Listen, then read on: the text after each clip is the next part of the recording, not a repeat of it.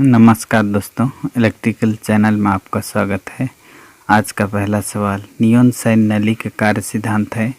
पहला प्रतिदीप्त प्रभाव, दूसरा गैस विसर्जन प्रभाव, तीसरा फोटो विद्युत उत्सर्जन प्रभाव, चौथा प्रकाश उत्सर्जन प्रभाव। तो इसका सही उत्तर होगा दूसरा, गैस विसर्जन प्रभाव।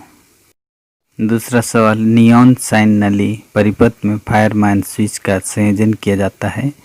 इसका ऑप्शन पहला मुख्य स्विच के साथ, दूसरा भवन के अंदर, तीसरा भवन के बाहर, चौथा विद्युतिक उपस्थान में।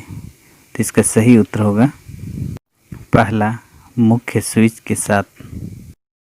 तीसरा सवाल, नियॉन साइन नली द्वारा उत्पन्न प्रकाश का रंग निर्भर करता है। पहला, नली पर आरोपित वोल्टता पर, दूसरा नली में से प्रवाहित होने वाली धारा पर, तीसरा नली में भरी गई गैस पर, चौथा नली के तापमान पर। तो इसका सही उत्तर होगा तीसरा, नली में भरी गई गैस पर। चौथा सवाल, नियॉन साइन नली के 12 मिलीमीटर व्यास में से प्रवाहित होने वाली धारा होती है। इनका ऑप्शन है पहला 1 मिली एम्पियर, दूसरा 10 मिली एम्पियर, तीसरा 20 मिली एम्पियर, चौथा 50 मिली एम्पियर। तो इसका सही उत्तर होगा तीसरा 20 मिली एम्पियर। पांचवा सवाल होगा, एक प्रतिदीप्त दीप जलता बुझता है, दीप को क्यों तुरंत बंद कर देना चाहिए। इसका ऑप्शन है पहला, चोक अथवा स्टार्टर खराब हो जाएगा, दूसरा रेडियो रिसीवर में शक्तिशाली व्यक्तिकरण पैदा होगा, तीसरा वोल्टता वृद्धि के कारण दूसरे दीप खराब हो सकते हैं, चौथा दीप के तंतु फूक जाएंगे। तो इसका सही उत्तर होगा चौथा, दीप के तंतु फूक जाएंगे। छठवां सवाल, एक प्रतिदीप की चोक कुंडली शॉर्ट सर्किट हो गई है, इसका क्या परिणाम होगा। इसका ऑप्शन है पहला, दीप को पुनः चालू करने पर उसका तंतु फूक जाएगा, दूसरा दीप तीव्र प्रकाश देगा, तीसरा दीप मंद प्रकाश देगा, चौथा परिपथ की धारा बहुत अधिक बढ़ जाएगी। तो इसका सही उत्तर होगा पहला, दीप को पुनः चालू करने पर उसका तंतु फूक जाएगा। सातवां सवाल, गैस विसर्जन लैंप कुछ समय अंतराल के बाद पूरी दीप्ति से जलते हैं। निम्नलिखित लैंप में से किसी लैंप में अन्य की अपेक्षा अधिक समय देरी पैदा होती है।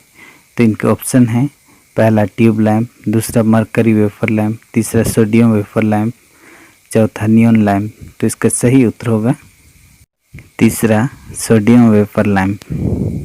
आठवां सवाल, शेडेड पोल प्रकार की एकल फेज मोटर में घूमने वाला चुंबकीय क्षेत्र खाली स्थान के द्वारा स्थापित होता है। इनके ऑप्शन है पहला कैपेसिटर, दूसरा रेगुलेटर, तीसरा सीडिंग रिंग, चौथा वाइंडिंग। तो इसका सही उत्तर होगा तीसरा, सीडिंग रिंग।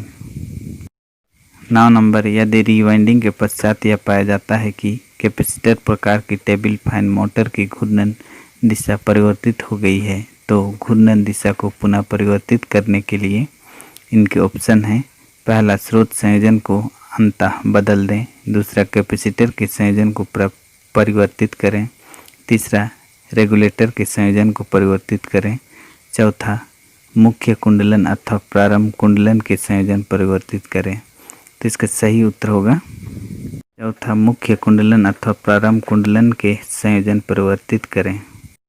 10 नंबर, यदि एक कैपेसिटर प्रकार की पंखे की मोटर में 8 पोल हैं और कुंडलियों की संख्या 16 है, तो यह खाली स्थान प्रकार की वाइंडिंग होगी।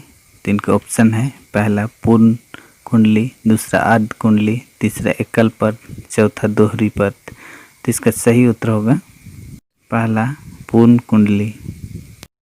11 नंबर, किसी मोटर की कुंडलन में निहित कुल विद्युतिक अंशों की गणना निम्नलिखित सूत्र से ज्ञात की जा सकती है। तो इनके ऑप्शन है पहला, पोल्स की संख्या गुना 90 डिग्री, दूसरा पोल्स की संख्या गुना 180 डिग्री, तीसरा पोल्स की संख्या गुना 360 डिग्री, चौथा पोल्स जोड़ों की संख्या गुना 360 डिग्री। तो इसका सही उत्तर होगा चौथा, पोल्स जोड़ों की संख्या गुना 360 डिग्री। 12 नंबर, यदि एक 16 पोल्स वाली कैपेसिटर प्रकार की पंखे की मोटर वाइंडिंग में एक अथवा दो पोल्स की वाइंडिंग की ध्रुवता गलत हो तो इनके ऑप्शन हैं। पहला, पंखा शोर करेगा व धीरे चलेगा। तीसरा, नहीं चलेगा। चौथा, तेज चलेगा। तो इसका सही उत्तर होगा दूसरा, धीरे चलेगा। 13 नंबर, यदि किसी मोटर वाइंडिंग में प्रति पोल प्रति फेज कुंडलियों की संख्या 1 हो तो वह कहलाती है। तो इनके ऑप्शन है। पहला, एकल परत वाइंडिंग। दूसरा, दोहरी परत वाइंडिंग। तीसरा, संघनीकृत वाइंडिंग। चौथा, वितरित वाइंडिंग। तो इसका सही उत्तर होगा चौथा, वितरित वाइंडिंग। 14 नंबर, यदि किसी मोटर की वाइंडिंग में एक समूह की सभी कुंडलियों का केंद्र एक ही हो तो वह कहलाती है। तो इनके ऑप्शन है। पहला, संघनीकृत वाइंडिंग। दूसरा, वितरित वाइंडिंग। तीसरा, संकेंद्रित वाइंडिंग। चौथा, स्किन वाइंडिंग। तो इसका सही उत्तर होगा तीसरा, संकेंद्रित वाइंडिंग। 15 नंबर, यदि किसी मोटर वाइंडिंग में प्रति पोल प्रति फेज कुंडलियों की संख्या एक से अधिक हो जो विभिन्न खांचों में व्यवस्थित हो तो वह कहलाती है। इनके ऑप्शन है। पहला, एकल परत वाइंडिंग। दूसरा, दोहरी परत वाइंडिंग। तीसरा, संघनीकृत वाइंडिंग। चौथा, वितरित वाइंडिंग। तो इसका सही उत्तर होगा चौथा, वितरित वाइंडिंग। थैंक यू दोस्तों, चैनल को सब्सक्राइब करें, बेल आइकन दबाएं जिससे कि आपको सबसे पहले नोटिफिकेशन मिले। इसके साथ ही लाइक करें, शेयर करें और कमेंट करें।